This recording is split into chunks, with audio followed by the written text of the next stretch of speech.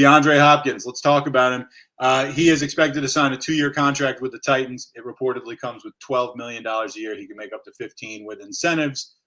It came down to the Patriots and the Titans, allegedly, and he's deciding on the Titans. Without knowing too much about the situation, when I saw that, I cringed. Yep. I don't know. What were your thoughts? A cringe was the right reaction. This is about as ugly of a landing spot as you could ask for. I hate everything about it. The Patriots, you had like a bunch of Wolf knowledge that was going to like make me rethink my cringiness. No, okay. I don't have much for you. One, as a Patriots fan, I would have loved to see DeAndre Hopkins come here. Too. I don't think the Patriots would have been that much better of a landing spot than the Titans, but there's a lot of reasons to be extremely upset about this.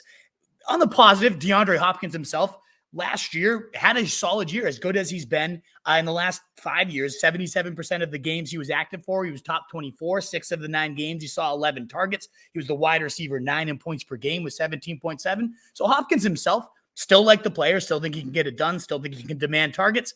The issue is, are there going to be a lot of targets up for grabs in this disgusting Titans aerial pie?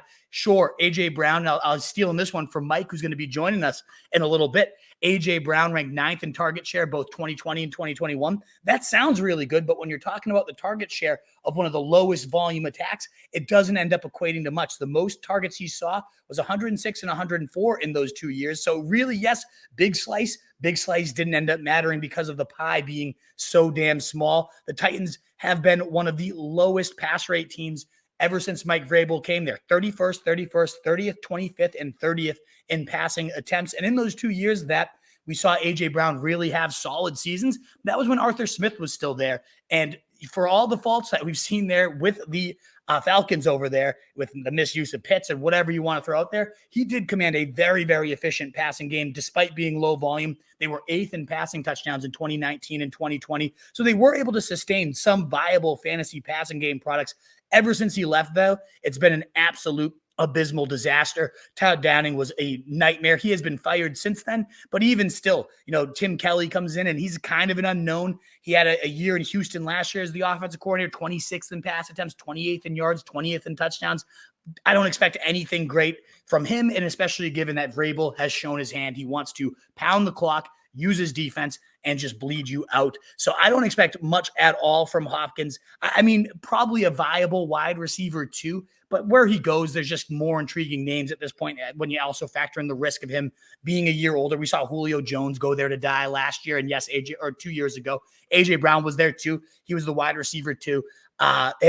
He died. And that just also, speaking of wide receiver too, makes me quite worried for Treylon Burks, a nice, exciting young talent that I was intrigued by going around round 6, 7.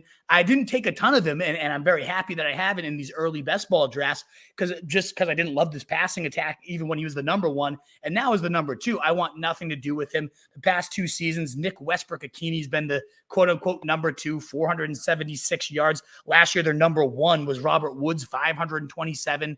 Nobody had more than 4 touchdowns. It's gross.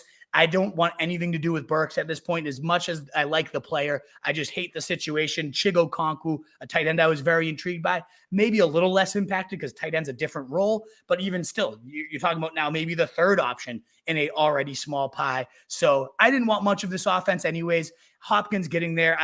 Imagine if you landed with the Chiefs or the Bills or all these kind of quote-unquote reports of him ring chasing. Oh, it would have been a dream. And then he lands here. I think it's about as bad of a spot.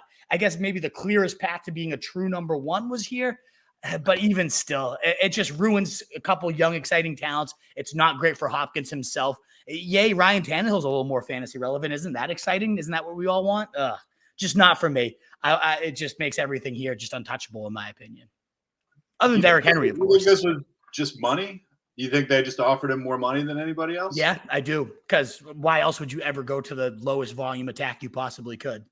I don't know. I remember last year us doing some of our divisional preview shows and you talking about Robert Woods, and I just was rolling my eyes, and you're like, hey, you don't know. He could be the top guy there. And I mean, I think he actually was the top guy there. Was the top guy. Like 500 yards. Exactly.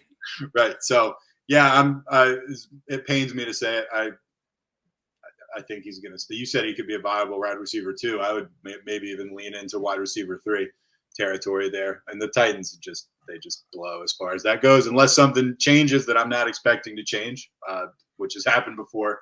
I'm not anticipating big things. I'm pulling for the guy, though. What is up, you fantasy wolf? Thanks so much for tuning in. If you haven't already, share your thoughts in the comments, check out some more videos, and join the newest Wolfpack by subscribing below.